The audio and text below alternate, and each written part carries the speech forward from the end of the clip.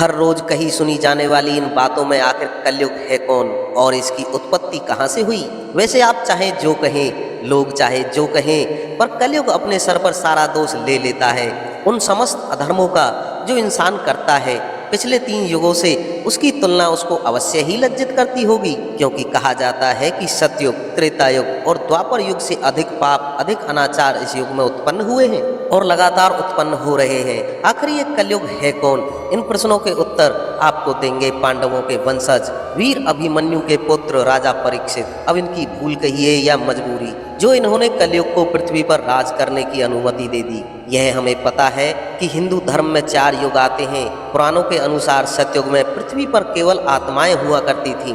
कहते हैं कि इस युग में पाप था ही नहीं, पुनर्तः धर्म का युग था यह, और इसी कारण भगवान को इस युग में अवतार लेने की जरूरत ही नहीं पड़ी। इसीलिए सतयुग की सर्वाधिक 1,72,80,000 वर्ष की आयु मानी गई है। हालांकि कई जगहों पर आत्माओं की लंबाई, उम्र इत्यादि की बातें भी आती हैं, परंतु श्रीमद् भगवत गीता में यह सिद्धांत गलत हो जाता है, क्योंकि भगवत गीता में भगवान श्री कृष्ण के कहे अनुसार आत्मा का कोई रूप ही नहीं है। इसमें आगे चलते हैं तो सतयुग के बाद त्रेता युग आया। इस युग में थोड़े पाप जरूर बढ़े और उन सीमित पापों के नाश के लिए भगवान श्री राम का अवतार हुआ। त्रेता युग में भगवान श्री राम अपने समस्त कर्मों को पूरा करके जीवित ही स्वर्ग की ओर प्रस्थान कर गए और उन्होंने महावीर बजरंगबली को आने वाले सभी युगों तक जीवित रहने का आशीष दिया।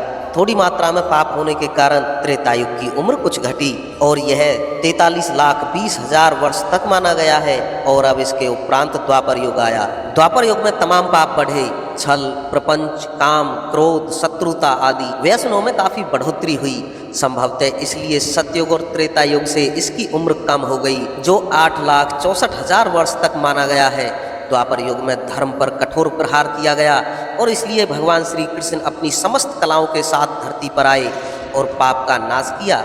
और अब बारी आती है कलयुग की, जिसमें धर्म के आखिरी छोर तक समाप्ति की कगार तक पहुंचने की भविष्यवाणी हुई है। पाप चरम पर होगा तो लालच और हिंसा की कोई सीमा न होगी और ऐसे में भगवान विष्णु कल्कि के अवतार में प्रकट होंगे। और अब बात करते हैं कि आखिर कलयुग आया कैसे। महाभारत की समाप्ति के बाद महाराज युधिष्ठिर ने अपना सारा राजपाट पुत्र परीक्षित को सौंप दिया और स्वयं 5 पांडव द्रौपदी के साथ मोक्ष प्राप्ति हेतु हिमालय की ओर प्रस्थान कर गए।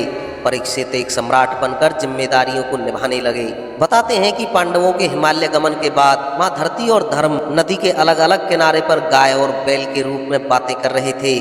गाय रूपी धरती बेहद दुखी थी तो धर्म रूपी बैल ने पूछा, अब तो महाभारत के पश्चात चीख पुकार, हिंसा, नफरत तो समाप्त हो गई है, तो आप निराश क्यों हैं? तब धरती रूपी गाय ने कहा, हे धर्म, क्या आप सच में देख नहीं पा रहे हैं कि तुम्हारे चारों पैरों में से अब मात्र एक ही पैर बचा है? और आगे माँ धरती ने यह भी कहा कि योगेश्वर श्री कृष्ण के चरण मुझ पर जब पड़ते थे तो तब मैं निश्चित ही सौभाग्यशाली थी, पर अब ऐसा नहीं है। इन दोनों की आगे कोई बात होती तभी असुर रूपी कलयुग वहां पर आ गया। आते ही उसने गाय और बैल को परेशान करना शुरू कर दिया, क्योंकि असुरी प्रवृत्ति ऐसी ही होती है। और ठीक तभी सम्राट परीक्षित वहां से गुजरे और निर्दोष निरीह गाय व बैल को दुखी होते देख उन्होंने कलयुग को ललकारा कि दुष्ट पापी तुम कौन हो? और परीक्षित ने कलयुग पर धनुष तानते हुए कहा कि तेरा अपराध क्षमा करने योग्य नहीं है और तेरा वध किया जाना ही उचित है। हालांकि राजा परीक्षित बैल के रूप में धर्म को पहचान गए थे। उन्होंने तत्काल धर्म से पूछा कि ये कौन है, परंतु धर्म ने जवाब नहीं दिया। और ठीक तभी कलयुग ने पैतरा बदला और सम्राट परीक्षित के पैरों में गिर गया। वह अपना परिचय दिया कि वह कलयुग है। धर्मज्ञ राजा सब समझ गए कि सतयुग में धर्म के 4 चरण थे तो त्रेता युग में 3 चरण हुए और एक का नाश हो गया, और ऐसे ही द्वापर में 2, और आज कलयुग ने एक बचे हुए चरण को भी नुकसान पहुंचा दिया। ऐसे में क्रोध में आकर सम्राट परीक्षित कलयुग का वध करने ही वाले थे कि कलयुग ने उनके पैर पकड़कर शरणागति मांग ली। सम्राट को कलयुग ने धर्म में बांध लिया, क्योंकि शरणागति को शरण न देना अधर्म ही माना जाता था। परंतु राजा परीक्षित बुद्धिमान थे और कलयुग से कहा कि अधर्म, अनाचार, पाप, झूठ और चोरी, डकैती, कपट, प्रपंच, दरिद्रता, गरीबी इत्यादि तमाम दोषों का मूल कारण केवल तुम ही हो, इसलिए मैं तुम्हें अपने राज्य में वास नहीं करने दूंगा। कलयुग तब गिड़गिड़ाते हुए बोला कि हे सम्राट, आपका साम्राज्य तो संपूर्ण पृथ्वी पर ही है और अगर आप मुझे ऐसे निकालेंगे तो मैं कहाँ जाऊंगा? मैं आपकी शरण में हूँ, इसलिए मुझे कोई निश्चित स्थान प्रदान करें। राजा परीक्षित ने विचार किया और कहा कि जहाँ द्यूत, मदिरापान, परस्त्री गमन व हिंसा होती हो, वहाँ असत्य, मद, काम और क्रोध का निवास होता है, तो वहीं तेरा स्थान निश्चित करता हूँ। कलयुग ने फिर प्रार्थना की और कहा कि सिर्फ इतना स्थान ही मेरे लिए पर्याप्त नहीं है। अब सम्राट उसकी चाल समझ नहीं सके और उसे स्वर्ण में भी स्थान दे दिया। यह सुनते ही कलयुग 5 भागों में बट गया और राजा के दिए गए अधिकार क्षेत्र में उसका अलग अलग हिस्सा प्रविष्ट हो गया, क्योंकि 5वां हिस्सा तो खुद स्वर्ण था और स्वर्ण मुकुट सम्राट ने स्वयं ही धारण किया था। बस फिर क्या था, कपटी कलयुग परीक्षित के स्वर्ण मुकुट में प्रविष्ट हो गया। राजा परीक्षित संपूर्ण पृथ्वी के सम्राट थे, अतः मार्कंडेय पुराण के अनुसार कलयुग संपूर्ण पृथ्वी पर काबिज हो गया।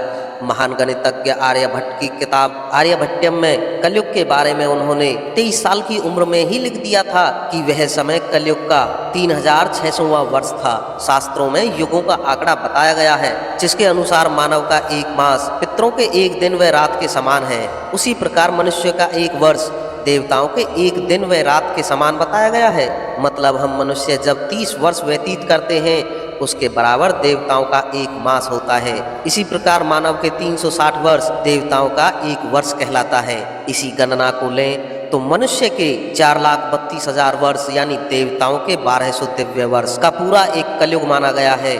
अर्थात कलयुग की उम्र 4,32,000 वर्ष बताई गई है। और खास बात यह है कि अभी तक कलयुग का मात्र एक चरण पूरा हुआ है, मतलब 5118 वर्ष बीत चुके हैं और तकरीबन 4,26,882 वर्ष बाकी हैं। ब्रह्म वैवर्त पुराण की माने तो अभी पाप बहुत बढ़ेगा। जब कलयुग अपने चरम पर होगा तब मात्र 5 वर्ष की उम्र में स्त्री गर्भवती हो जाएगी, 16 वर्ष की उम्र तक मनुष्य का बुढ़ापा आ जाएगा, वह अधिकतम 20 वर्ष की आयु तक वह मृत्यु को प्राप्त हो जाएगा।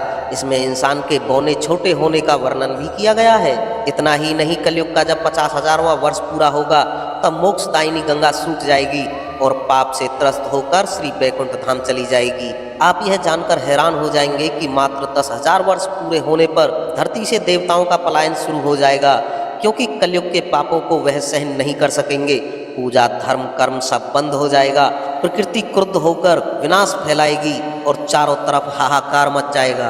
ब्रह्म वैवर्त पुराण के अनुसार ऐसी स्थिति में भगवान विष्णु कल की रूप में अवतरित होंगे।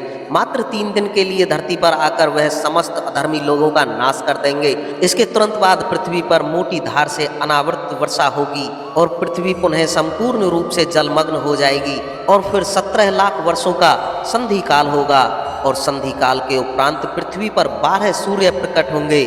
तब उनकी गर्मी से पृथ्वी का अनावश्यक जल सूख जाएगा और एक बार फिर से सतयुग की शुरुआत होगी। आपको बता दें कि कलयुग के अंत का वर्णन न केवल हिंदू धर्म में बल्कि प्रलय का वर्णन कुरान व बाइबल में भी आया है, परंतु ये सब आगे की बातें हैं। अभी तो कलयुग के प्रभाव से जितना अधिक हम खुद को बचा लें, यह हमारे चरित्र बल परीक्षा में हमें उत्तीर्ण कर देगा।